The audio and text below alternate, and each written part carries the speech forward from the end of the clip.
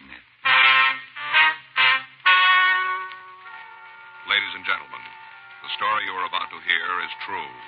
The names have been changed to protect the innocent.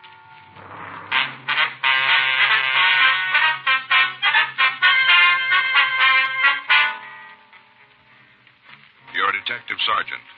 You're assigned the homicide detail. A man has been shot in a cheap hotel in the downtown area. There's no apparent motive for the attack. No lead to the identity of the assailant. Your job? Find him.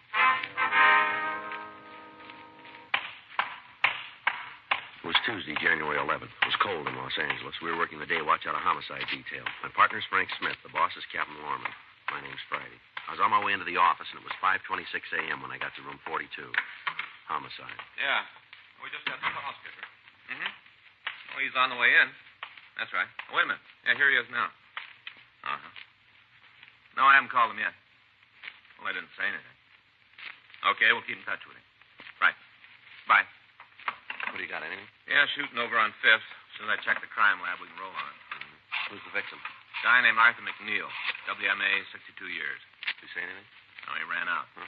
6 bullets in his head.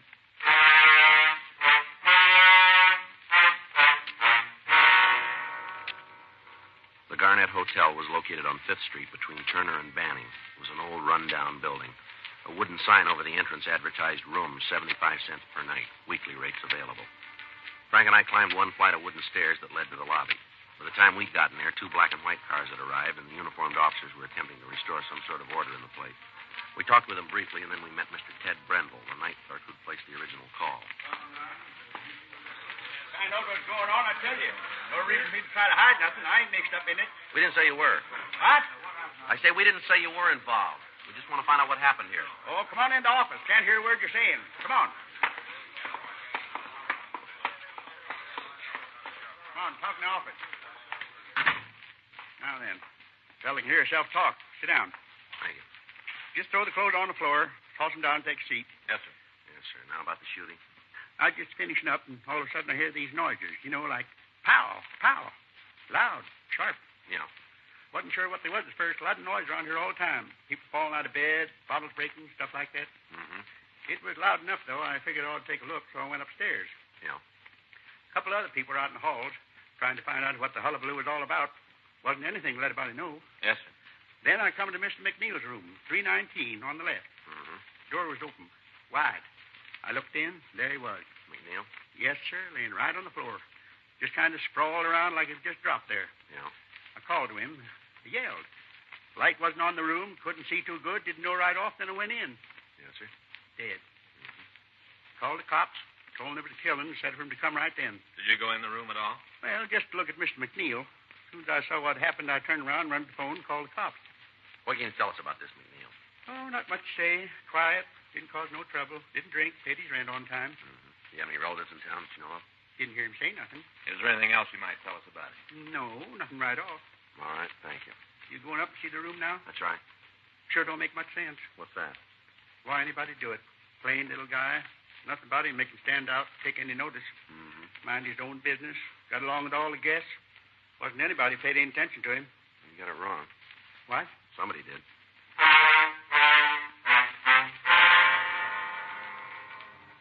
6:12 a.m. The crew from the crime lab arrived and began their investigation of the murder room. The canvass of the area was started in an attempt to find somebody who might have seen the killer. Frank and I went up to room 319. The appearance of the room indicated that there'd been a struggle before McNeil was killed. Clothing was scattered around the floor. Tables were overturned. The bedding had been ripped from the bed and then torn apart.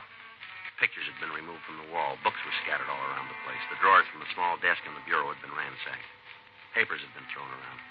While Lieutenant Lee Jones continued his investigation, Frank and I talked with the night clerk, Ted Brendel. Do you know if McNeil carried large sums of money? Huh? Did McNeil carry much money with him, would you know?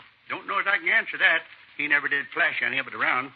Guess he had enough to live on, though. Told you before he always paid his rent on time. Yeah. Do you have any close friends you know of? Only met one. Who was that? Girl. You know her name? Well, ain't exactly a girl either. Guess she's around 50. A couple of times, McNeil took her out to a movie or something. They came in. He went upstairs, changed his clothes, and her and me, we talked. I guess he saw something kind of interesting in her. Myself, I couldn't, though. Kind of dumpy, you know. Seemed to like her, though. A couple other times he talked about her, said how she was so nice, seemed to understand him. How about her name? Let me think for a minute. Clara. Yeah, it seemed like that was it. Clara. You know where we can get in touch with her? Well, the way I remember, she lived in a hotel down the street near 6th. Did you know the name of the place? Eldridge, I think it was. Not real sure. If you ask down there, they ought to be able to tell you, though. Name's Clara or something. What if we could use your phone? Sure, in the lobby downstairs. I'll call. All right. Hey, you gotta have dime. It's a payphone. Yes, sir. Gee, they sure made a mess. Did McNeil get much mail while he was here? No, a couple of letters. You know who they were from? Some law company here in town. Must have been good. You know how they have the name printed up in the corner of the envelope? Yeah. Embossed. Must cost them something. You remember the name? No, can't get a picture. Did McNeil drive a car? Used to take a streetcar to work. Know that because he used to talk about the people he met. He got real sore when it rained. Told me he couldn't stand the smell of wet wool. Said there ought to be a law that nobody could wear wool clothes when it rained. Well. He was a funny little guy. Got real definite ideas about things. That so? Oh, yeah. Made up his mind and stuck to it. Like the envelope. Well, what's that? The envelope he had a couple of days ago. Wanted to put it in the hotel safe. Told him he didn't have one, just got the steel boxes. You know, one for each room in case the guests want to check something. Yeah. And we got those. And when he found out, he decided to keep the envelope himself. He tell you what was in it? No, just acted kind of mysterious, like it had something real valuable inside. When he found out there wasn't safe, he told me he'd keep it with him. But he didn't give you any idea what was in the envelope? No, just plain white, little, you know, like you mail a letter in. Yeah. How about it? You find a woman? Yes, sir. I'll see you in a minute, Joe. Yeah. Want to excuse us? Sure. What do you got? I'm going to check the hotel. The woman's name is Clara Fabian. Yeah. She checked out 30 minutes ago. Say where she's going? No, clerk said she was pretty upset. Yeah. Said something about a death in the family.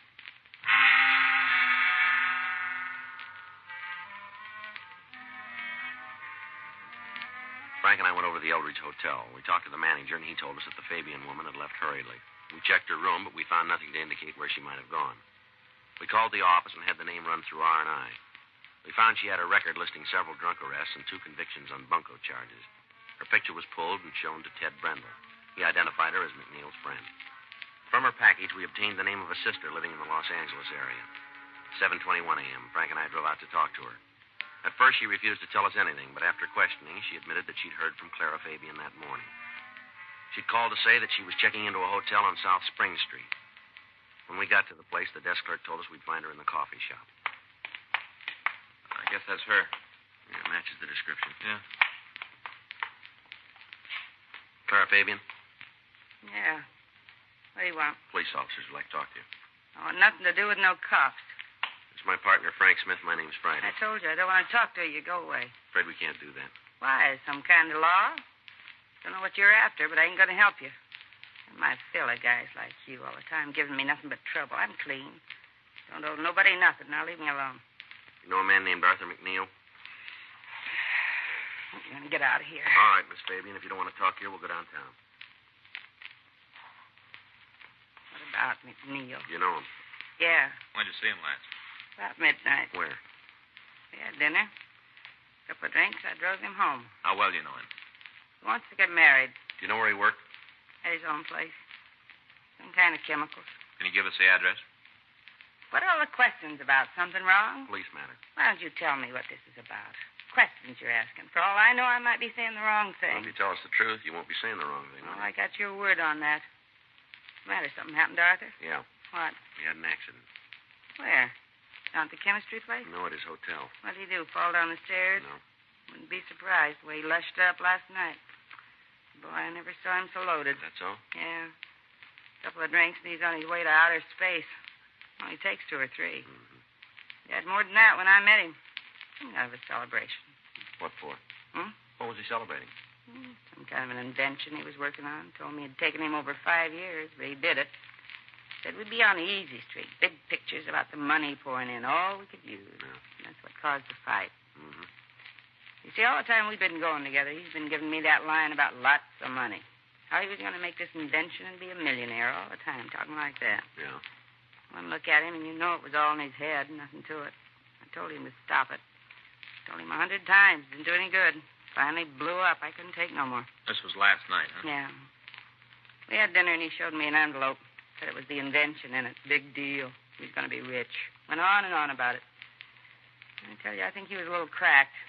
Wanted to drive to Vegas right then, get married. 10:30, and he wanted to leave then. Is that right? I told him he was off the beat. I said it right to his face. Made him mad. Real sore. I think a lot of it was the booze. You know, courage. He can't handle drinking at all. Yeah. Told me that if I didn't go with him right then, we'd call the whole thing off. Stop seeing each other. I told him it was all right with me. Never meant to get married anyway. Just something to do to pass the time. I wouldn't have really got married. What happened then? I took him home. Dropped him at the hotel. Where'd you go then? Back to my place, got ready for bed. Guess it was about 11 when he called, real mad. Carried on, yelled and screamed and said I'd be sorry. I couldn't take it anymore, and I hung up right while he was talking. A couple of minutes later, he called back. I wouldn't answer the phone, and then when it stopped ringing, I told the boy at the desk not to ring my room anymore. Yeah. It didn't bother me at first, and then I got to thinking about it. A little crackpot. I'd try to do something. So I decided to get out. That's why you left the hotel. Yeah, the way he was lushed up, things he said, no way of knowing if he was going to cause any trouble. All I knew was that I didn't want no part of it. Yeah. This accident. Something serious? Yeah, that's right. In the hospital? No. Well, how bad's he hurt? As bad as you can get. This isn't a joke, is it? No, it's no joke. If it is, I don't think it's very funny. It's no joke, lady. Is he dead? That's right. He do it himself? Looks like he had some help. Poor little guy. It's kind of funny to think about it now. I used to figure he was cute, the way he was always bringing me presents. Oh, not big, you know, but like a bunch of flowers or a book, little things. Funny to think about it. I can't hardly imagine him being dead, poor little guy. You know who did it? Not yet, no. We hope you might be able to help us. Why me? Nobody seems to know much about him. Can't find any close friends. Nobody would want to see him dead. He never talked about anybody to me. Did you ever mention a lawyer to you? No? Can you give us any idea where he worked? Well, you mean the chemistry place? If that's the place, yeah. Never said exactly. I think it was some kind of store, though, with the windows painted. He talked about the invention, said he had all the stuff to make it with, but he never told me where it was. All right. Anything else you can tell us about him? No, nothing. All right, thanks, Miss Fabian. For what? For what you have been able to tell us. It don't seem like it's going to be any help. Are you sure this ain't some kind of a joke? No, ma'am. And he's really dead? Yes, he is.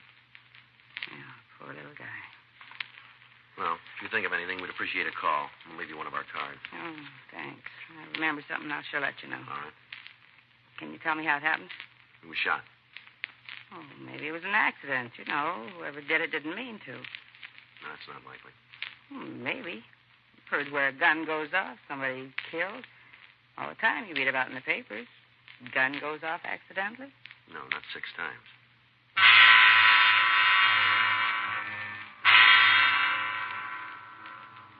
Frank and I went back to the office. We called the crime lab and talked with Lieutenant Lee Jones. He told us that they'd been unable to find anything we could use at the scene of the killing. He said that the victim had been shot with a .38 caliber revolver. In going over the room, his crew had found several items of value. In light of this, there was the possibility that the motive for the killing was not robbery, as we'd thought before. Lieutenant Jones said that the coroner had called, and he'd said that he'd found over $100 in cash on the body of the victim, also a wristwatch and an expensive ring. In one of the pockets of the coat McNeil was wearing, the crew from the crime lab had found an address book. Jones said he was sending it over to us. The canvass of the area had netted us nothing. None of the people in the immediate vicinity had seen anything out of the ordinary at the time of the killing. We contacted the stats office and asked them to make a run on the method of operation. Until we could come up with a motive for the slaying, there was little we could do to apprehend the killer. Additional men had been sent out from the office to interrogate the other people in the hotel. They reported that they'd found nothing to aid us. 10:47 a.m. Well, we're sure building zeros. We sure are. There's not much to go on. Nothing. I got it. Homicide, Friday. Yes, sir. That's right. Well, how'd you hear about it? Yeah. Yes, sir, we would. What's that? All right. As soon as we can get there. Yes, sir. Goodbye. Might have a break, maybe. Man says he's McNeil's lawyer. What's he got? First step. Huh? The reason McNeil was killed.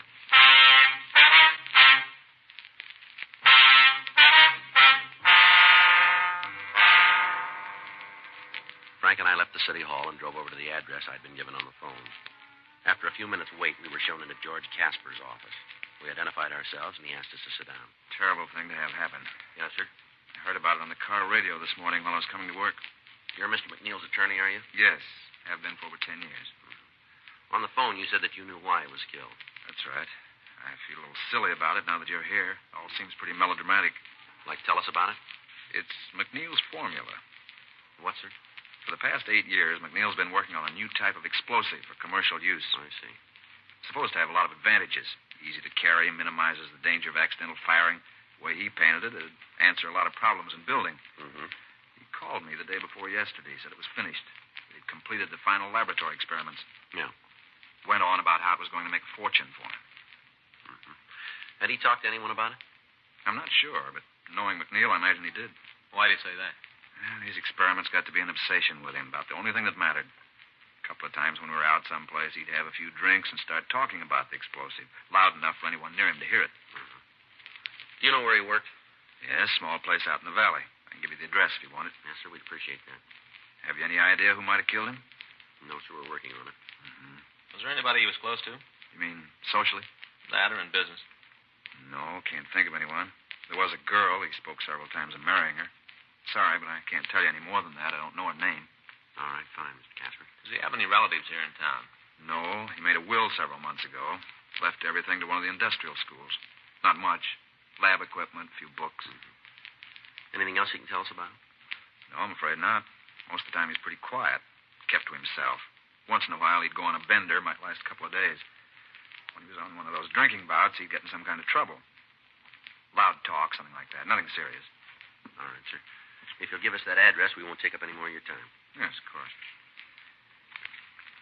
You can understand why I felt a little silly about calling you. What's that, sir? Explosives, spies.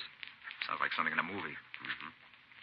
I don't imagine there's anything to it, though. As far as I know, McNeil might not even have finished the formula. Might have been just another of his stories. Yeah, that's right. He was always telling whoppers. I guess a psychiatrist would say he was trying to find some way of justifying himself. Is that right? Seemed to be a big thing with him. To find a way of making himself heard about. Well, it kind of looks like he found it.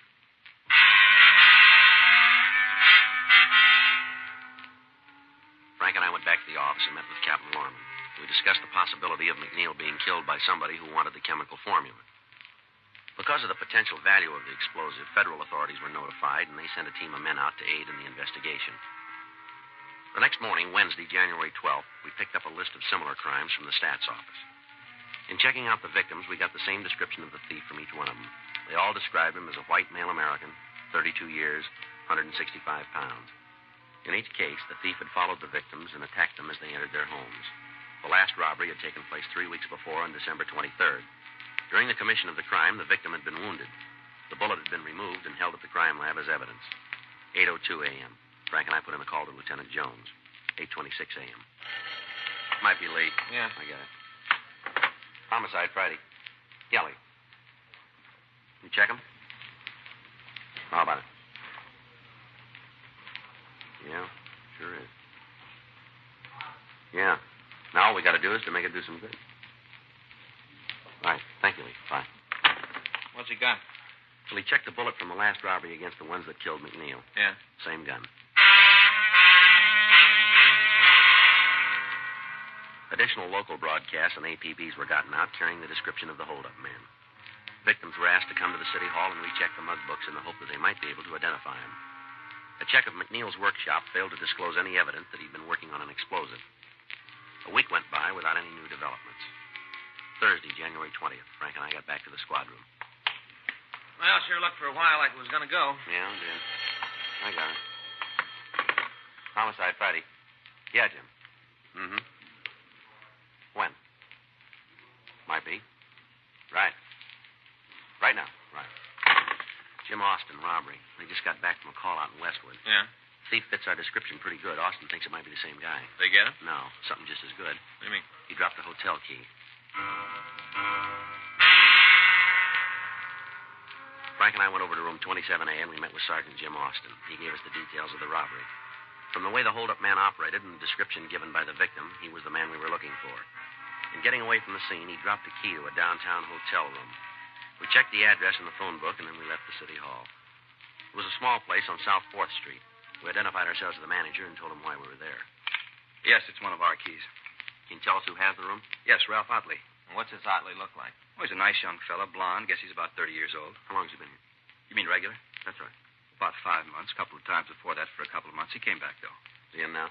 No, I haven't seen him since this morning. Left about 7:30. Do you have a job? Well, he never told me nothing about it. What's he do for a living? Well, I guess you'd say he was kind of a promoter. What do you mean? Well, he goes around trying to line things up, figures some way to make a killing. He hit it pretty good on a deal last year, and he's been living on the money since then, I guess. Mm-hmm. What do you want to talk to him about? Police business. Not in trouble, is he? We better talk to him about that. Well, look, if he's done anything wrong, the hotel didn't know a thing about it. He paid his rent. He didn't cause any trouble here. Now, we didn't have any part in it. Well, don't worry about it. Wonder if we could see his room. You mean go through it? We'd like to take a look at it, yeah. Well, I guess it's all right. You being cops, sure, I'll give you the key.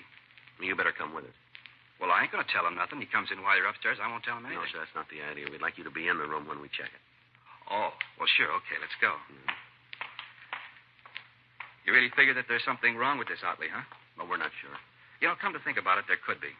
Why do you say that? Just because the way he lives, he'd had to make a lot of money to live the way he does. Fella makes that much. He usually tells everybody how he did it. You know, show how smart he is. Mm-hmm. Well, Otley never says anything, just that he made it, not how. He wouldn't let anybody in on a good thing. Well, maybe he's got a reason. Hmm? It's not such a good thing.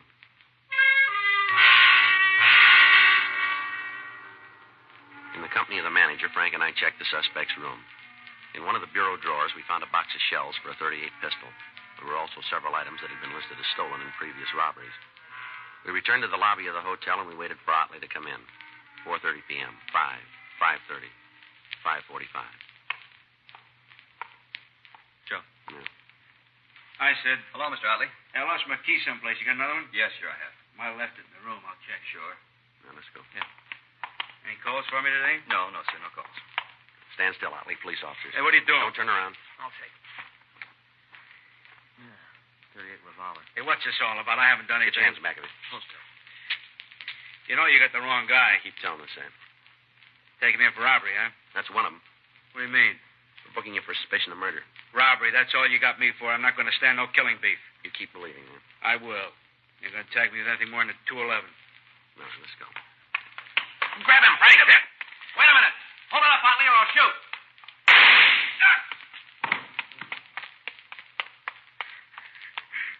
Why did you kill me, cop? Why? You're lucky. That's all you know. I'd have been better off, a lot better. You should have killed me. All right, come on. We'll take you down to George Street Hospital. I didn't mean to shoot the old man. Is that so? Yeah, he wouldn't give me the money. He kept saying he didn't have any. Yeah. I heard him talking about how he was loaded. He could have just given it to me. No trouble if he'd just given me the All money. right, settle down. You're not hurt bad. Well, he started yelling. I had to shoot him. I had to. It wasn't any other way. You should have killed me. That's why he took off, so you'd kill me. I wish you had a... Well, don't worry about it. Huh? Maybe it'll turn out that way.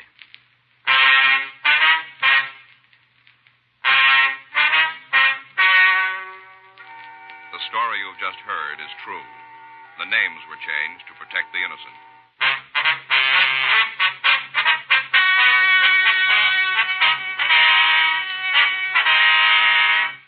Ralph Neville Otley was tried and convicted of murder in the first degree and received sentence as prescribed by law. The jury returned a recommendation of mercy, and the suspect was sentenced to life imprisonment at the state penitentiary, San Quentin, California. You have just heard Dragnet, the authentic story of your police force in action, and starring Jack Webb, a presentation of the United States Armed Forces Radio Service.